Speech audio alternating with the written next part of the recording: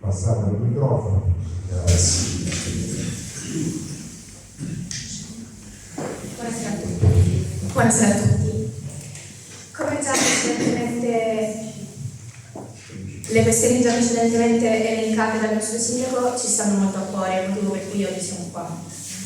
Alcuni mesi fa, al colloquio appunto con la giunta, c'erano state promesse cose come l'inizio dei lavori breve e il termine entro il 1 marzo.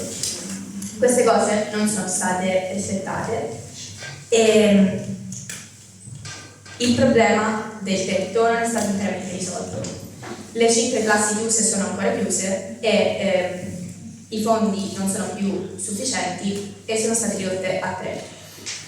A questo punto ci sorge una domanda abbastanza spontanea. Perché tutto questo non è stato fatto durante l'estate, magari, quando le scuole erano chiuse?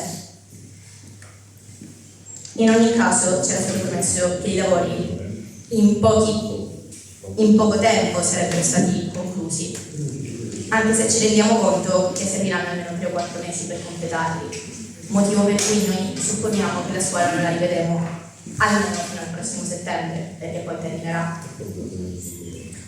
Avevamo anche altre richieste che non sono state rispettate, come la serbatura dei cortili, del nostro cortile, della Preseretta, che è in condizioni pietose ed è praticamente impossibile passare alla ricreazione e svolgere attività fisica perché in alcuni tratti è anche pericoloso.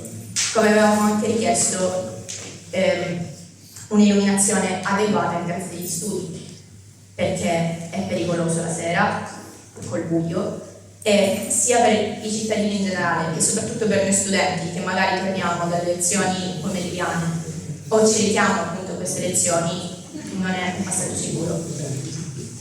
In sintesi chiediamo 3 punti fondamentali: maggiore sicurezza per noi e per tutti gli altri, maggiore attenzione per la nostra scuola e quindi di conseguenza più cura.